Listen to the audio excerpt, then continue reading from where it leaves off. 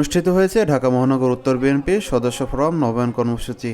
আজ বুধবার আদাবর থানার শেখেরটেক এলাকায় এই কর্মসূচি অনুষ্ঠিত হয়। থানা বিএনপির ভারপ্রাপ্ত আহ্বায়ক আলহাজ সাদেক হোসেন স্বাধীনের সভাপতিত্বে অনুষ্ঠানে বক্তব্য রাখেন বিএনপি চেয়ারপারসনের উপদেষ্টা মোহাম্মদ আব্দুস সালাম।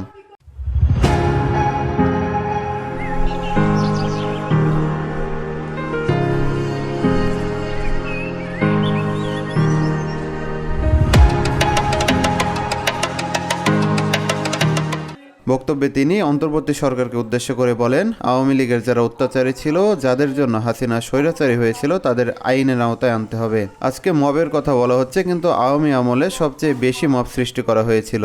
1 মাসের মধ্যে আওয়ামী দোসরদের গ্রেফতার করেন, তাদেরকে আত্মসমর্পণ করতে বলেন। আমার দেশ পত্রিকার মাহমুদুর রহমানকে যখন আদালত প্রাঙ্গণে আওয়ামী লীগ হামলা করলো, তখন আপনারা কোথায় ছিলেন? আপনাদের বিবৃতিই বা কোথায় ছিল? যারা বিএনপিকে ধ্বংস করতে চান, যারা তারেক রহমানের সমালোচনা করেন, তারা এই দেশটাকে ভালোবাসে না। পরিষ্কার কথা।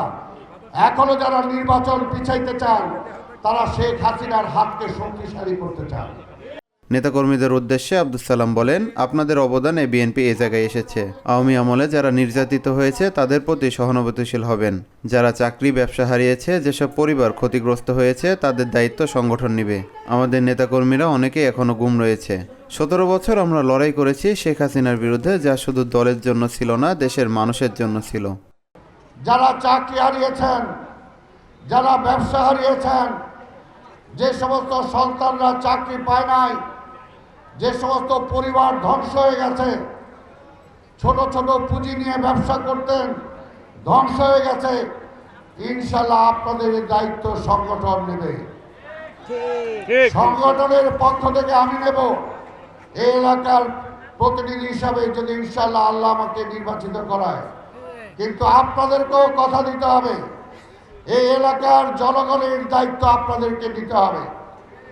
আপনাদের কারো কারণে যাতে জনগণ দলের প্রতি কোনো বিক্ষুব্ধ না হয়। নবায়ন কর্মসূচিতে প্রধান অতিথির বক্তব্য রাখেন ঢাকা মহানগর উত্তর বিএনপির আহ্বায়ক আমিনুল হক। তিনি বলেন, আওয়ামী লীগ থেকে এসে কিছু মানুষ নব্য বিএনপি হয়েছে। তারা বিভিন্ন জায়গায় চাঁদাবাজি করছে। যাদের সাথে আওয়ামী লীগের ছবি আছে, তাদের কাউকে নবায়ন করা যাবে না।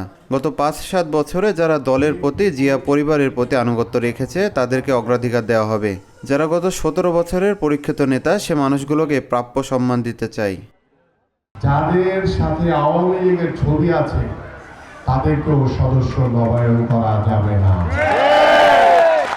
যে গত 5-7 বছরে কারা দলের পক্ষে শতভাগ ডেডিকেটেড হয়ে দলের প্রতি আনুগত্য রেখে, জিয়া পরিবারের প্রতি আনুগত্য রেখে যারা কাজ করেছে, আমরা সেই মানুষগুলোকে আজকে সদস্য নবায়ন করতে চাই।